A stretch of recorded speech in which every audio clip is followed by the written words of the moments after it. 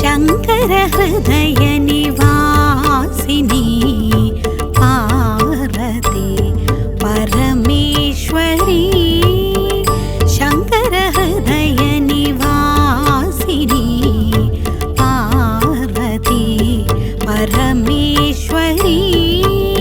జన్మాత దేవి బగళాముఖి. ఓం హ్రీం బగళాముఖి. సర్వదుష్టానాం వాచం ముఖం పదం స్తంభయ జిహ్వాంకీలయ బుద్ధిం వినాశయ హ్రీం ఓం స్వాహ. కొంతమంది వచ్చి అడుగుతూ ఉంటారు, ఏంటి స్వామి నాకు మాత్రమే కష్టాలొస్తున్నాయి అలా అని. చాలామంది వచ్చి అడుగుతుంటారు, ఏంటి స్వామి నాకు మాత్రమే ఇలా కష్టాలొస్తున్నాయి అని. మీకు కూడా మీ మనసులో ఈ ప్రశ్న జనించి ఉంటుంది. దీనికి కారణం ఎవరో కాదు, మీరే. అంటే ఏంటంటే, మన జీవితంలో మనకు కష్ట నష్టాలు దుఃఖాలు ఉండటం అనేది పూర్వజన్మలో మనం చేసినటువంటి పాప పుణ్యాలే కారణం.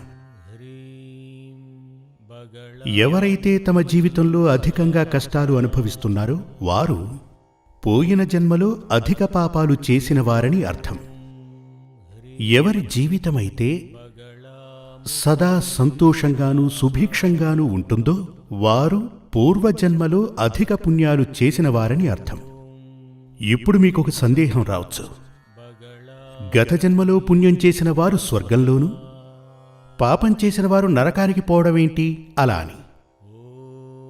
ఈ మాట హిందూ మతం కాకుండా మిగిలిన మతాలు చెప్పినది. హిందూ మతంలో వీటన్నింటికంటే పైన మరో విషయం చెప్పటం జరిగింది, పునర్జన్మం. మన జీవితాన్ని మనం అనుభవిస్తున్నప్పుడు పుణ్యాలు అధికంగా చేస్తే మరణానంతరం మన యొక్క ఆత్మ శరీరాన్ని విడిచి స్వర్గానికి చేరుతుంది. స్వర్గానికి వెళ్ళిన ఏ ఆత్మైనా కొంతకాలం వరకే స్వర్గంలో నివసిస్తుంది. అటుపై ఆ ఆత్మ ఈ భూమిపైన పునర్జన్మ ఎత్తి తీరాలి. స్వర్గం నుంచి వచ్చి పునర్జన్మ పొందినటువంటి ఆత్మకు సుభిక్షమైన జీవితం లభిస్తుంది. నరకానికి వెళ్ళినటువంటి ఆత్మ అంటే అధిక పాపాలు చేసినటువంటి ఆత్మ మరణానంతరం అంటే ఆ మనిషి మరణించిన తరువాత ఆ ఆత్మ నరకానికి వెళ్ళిపోతుంది. నరకం చేరినటువంటి ఆ ఆత్మలు కొంతకాలం గడిచిన తరువాత మళ్ళీ నరకం నుంచి రిలీజ్ అవుతాయని చెప్పచ్చు. మళ్ళీ పునర్జన్మ నొందుతుంది. ఈ భూమిపై మళ్ళీ జన్మించిన తరువాత అతనికి అనేక కష్ట నష్టాలు అంటే కష్టాలున్న కుటుంబంలో పుట్టి తను అనుభవించి తీరాలి. ఇదొక్కటే 100% నిజం. ఈ విషయం మిగిలిన మతాల వారు చెప్పటం లేదు. మిగిలిన మతాల వారు ఏం చెప్తుంటారు అంటే, ఒకరు మరణించిన తరువాత తన ఆత్మ స్వర్గం చేరుతుంది, తను పుణ్యం చేసి ఉంటే, పాపాలు గనక చేసి ఉంటే అతని ఆత్మ నరకానికి వెళుతుందని చెప్తారు. ఇక్కడ మనందరం కూడా చాలా జాగ్రత్తగా ఆలోచించాల్సిన విషయం ఉంది. మనకు జన్మనందించిన వారు అన్ని మతాల వారు ఏం చెప్తూ ఉంటారు, ఈశ్వరుడు మనకి జన్మనిచ్చాడు అని కదా. అలానేగా చెప్తారు. ఈ మాటని కాదనేవారు ఏ మతంలోనూ ఉండరు. మనకు ఈ జన్మని ప్రసాదించిన వారు ఎవరు? ఈశ్వరుడు, దైవం. ఆ దైవ స్వరూపం ఏదైనా కావచ్చు. ఈశ్వరుడు మనకు జన్మని ప్రసాదించి అంటే ఏమీ లేనటువంటి శూన్యం నుంచి భగవంతుడు ఒక మనిషిని సృష్టిస్తాడు. సృష్టించి భూమిపైకి పంపి తను మంచి చెడులు చేస్తున్నప్పుడు, పాపపుణ్యాలు చేస్తున్నప్పుడు వాటిని లెక్క కట్టి నరకానికో లేక స్వర్గానికో పంపేవాడు ఈశ్వరుడిగా, భగవంతుడేగా. 1000 మందిని తీసుకున్నామంటే ఆ 1000 ఆత్మలందు కూడా 100 ఆత్మలే స్వర్గానికి వెళతాయి, మిగిలిన ఆత్మలు నరకానికి వెళుతుంటాయి. అంటే నరకంలో జనసంఖ్య పెరగడానికి అంటే ఆత్మలంతా పెరగడానికి కారణం భగవంతుడు, ఆ ఈశ్వరుడే కదా కాదంటారా? ఆలోచించండి. అంటే వారి ఆలోచన తప్పకుండా తప్పే. అదొక్కటే కాదు, వాళ్ళు అంటూ ఉంటారు భగవంతుడు ఈశ్వరుడు కరుణామయుడు అని. కరుణ కలవాడు. దయ కలవాడు. అలా ఉన్నటువంటి ఆ ఈశ్వరుడు ఎందుకని ఒకణ్ణేమో దరిద్రునిగాను మరొకణ్ణి ధనవంతుడుగాను పుట్టిస్తున్నాడు? ఒకణ్ణేమో పాపం అంగవైకల్యంతో పుట్టిస్తూ ఉంటాడు, మరొకరిని బాగా బలవంతునిగా శక్తివంతునిగా పుట్టిస్తాడు. ఇదంతా ఎందుకని?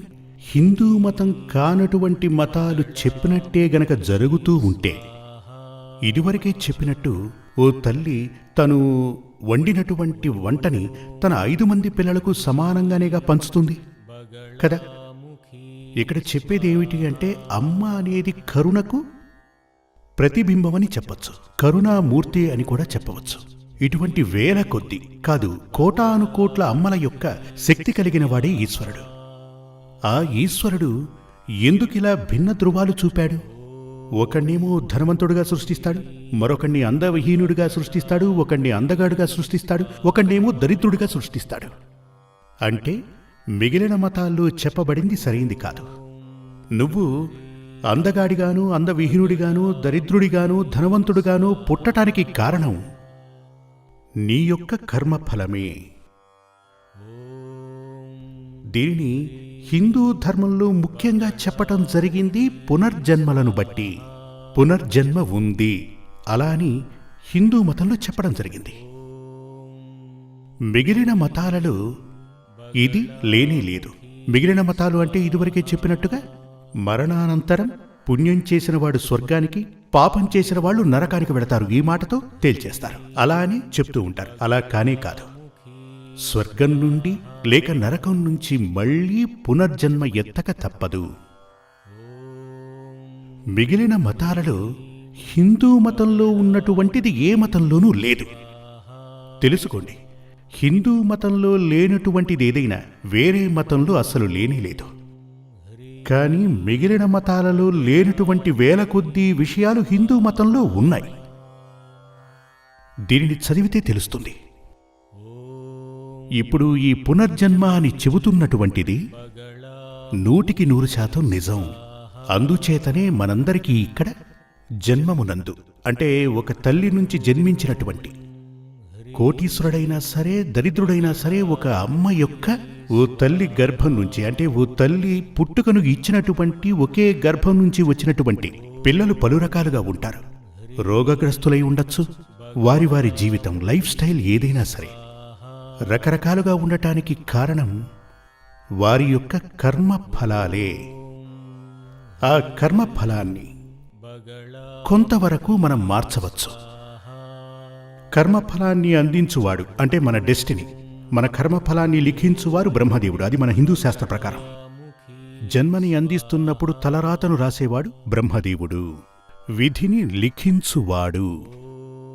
కాని ఇదివరకే చెప్పినట్టుగా హైకోర్టు ఇచ్చిన తీర్పుని మార్చిరాయగల శక్తి సుప్రీంకోర్టుకి ఉంటుందని ఇదివరకు నేను చెప్పినట్టుగా బ్రహ్మ రాసినటువంటి ఆ శిరో లిఖితాన్ని తలరాతని మార్చి రాయగల శక్తి ఆ పైనున్నటువంటి వ్యక్తికి ఉంది, ఆ శక్తికి ఉంది. ఆవిడే సాక్షాత్తు పరాశక్తి రూపమైనటువంటి తల్లి ఆదిపరాశక్తి. ఆ ఆదిపరాశక్తి తల్లి బగళాముఖీదేవి. ఆదిపరాశక్తికి 10 శక్తి స్వరూపాలున్నాయి. మాతంగి, భువనేశ్వరి, బగళాముఖి, త్రిపుర సుందరి, తార, కాళి, కమల, చిన్నమస్త, ధూమావతి, భైరవి, ఇలా 10 స్వరూపాలున్నాయి. 10 కాలాల యందు 10 స్వరూపాలతో అమ్మ కాపాడుతూ ఉంటుంది. అందులోనూ 3 గుణాల యందు సత్వ, రాజ, తామస, ఈ 3 గుణాలు కలిగినటువంటి ఒకే ఒక శక్తి స్వరూపిణి ఆవిడే శ్రీ బగళాముఖీదేవి. ఆ బగళాముఖీదేవిని శరణు కోరితే సకల దోషాల నుంచి విమోచన కలుగుతుంది. ఎందుకంటే ఆవిడ దైవాలకే దైవం వంటిది. మన హిందూ శాస్త్రానుసారం త్రిమూర్తుల యందు ప్రధానమైనవాడు సాక్షాత్తు మహాదేవుడు, శివుడు. మీరు చూసుంటారు మహాదేవుని విగ్రహాల యందు ఫోటోలలో ఓ జపమాల పట్టుకుని మహాదేవుడు జపిస్తూ ఉంటాడు. సినిమాల్లో కూడా చూసుంటారుగా. ఆ మంత్రం ఏమిటంటే ఓం హ్రీం బగళాముఖి స్వాహ. మహాదేవుడు జపిస్తున్నటువంటి నవాక్షరి మంత్రమది. అంటే త్రిమూర్తులలో ప్రధానమైనటువంటి సాక్షాత్తు మహాదేవుడే కీర్తిస్తున్నటువంటి తల్లి శ్రీ బగళాముఖీదేవి. ఆ తల్లిని శరణు వేడితే సకల దేవతలను శరణు కోరిన దానితో సమానం. సకల దేవతల అనుగ్రహం సిద్ధిస్తుంది. ఎందుకంటే ఆ అధిదేవత కరుణ మన మీద ఉంది గనుక. అందుచేత హిందూ వేదశాస్త్రానుసారం సకల దేవతలకు అధిదేవత ఎవరంటే ఆదిపరాశక్తి. ఆ ఆదిపరాశక్తి బగళాముఖీ దేవి. నవగ్రహాలను చేతబూని బంతాట ఆడగలదు ఈ తల్లి. ఆ తల్లి ఏం చేస్తోంది? నవగ్రహాలను చేతబూని వాటితో బంతులాట ఆడుతుంది. అటువంటి తల్లిని శరణు కోరితే నవగ్రహ శాంతి కోసం వేల కొద్ది దేవాలయాలు తిరగనక్కర్లేదు. అన్నీ ఆ తల్లి కంట్రోల్లోనే.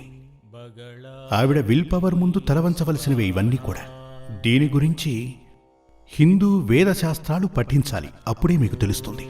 శారదా తిలకమనే మహాగ్రంథం ఆదిశంకరాచార్యుని కాలంలో శ్రీ ఆదిశంకరాచార్యుల వారు పఠించి ఆ తరువాత మనకందించారు. అద్వైత సిద్ధాంతం అందరూ ఒక్కటే. ఇది అందులోంచే స్వీకరించబడింది. అన్నీ కూడా వివరంగా చెప్పాలంటే, ఒక దీపంలో 5 ఒత్తులు పెట్టామని అనుకోండి. దీపపు చెమ్ము ఉంటుందిగా, ఆ చెమ్మెలో 5 ఒత్తులు ఏర్పాటు చేశాం. ఒక అగ్గిపుల్లను వెలిగించి ఈ 5 ఒత్తులు వెలిగిస్తాం కదా. అంటే ఈ దీపపు ఒత్తులు ఎలా వెలిగించబడ్డాయి? ఈ అగ్గిపుల్ల నుంచే కదా వెలిగించబడ్డాయి. అంటే ఇక్కడున్నవన్నీ కూడా ఒక్కటే, ఒకదాని నుంచే ఇవన్నీ వెలిగించబడ్డాయి. అదేవిధంగా ఈ యొక్క సుప్రీం పవర్ నుంచే ఇదంతా కూడా జరుగుతూ ఉంటుంది. సకల దేవతలు ఆవిడ నుంచి ఉద్భవించిన వారే, అంటే వారి నుంచి జన్మించిన వారే. జై జగన్మాతా దేవి బగళాముఖి. సమస్త భక్తానాం. శ్రీ సూర్యమంగళం అద్వైత వేద విద్యాపీఠంలో తాంత్రిక పూజల్లో సిద్ధహస్తులైన ఎందరో ఆచార్యులు అమావాస్య, పౌర్ణమి రోజుల్లో ప్రత్యేక యాగాలు నిర్వహిస్తారు. ఈ యాగాల్లో పాల్గొనడం ద్వారా తల్లి శ్రీ బగళాముఖీదేవి అనుగ్రహం వల్ల సర్వదోషాలూ పోయి సకల సౌభాగ్యాలు మనకు కలుగుతాయి. శ్రీ సూర్యమంగళం అద్వైత వేద విద్యాపీఠం జ్యోతిష్యం, ప్రశ్నలు, వాస్తు, తాంత్రిక పూజలు మరియు వేదయాగాలు నిర్వహిస్తారు. సంప్రదించవలసిన నంబర్ 7305442299 7305442299. చెన్నై, కోయంబత్తూర్, బెంగళూరు, హైదరాబాద్, విజయవాడ, ఢిల్లీ, ముంబై, తిరునల్వేలి, టెక్సాస్.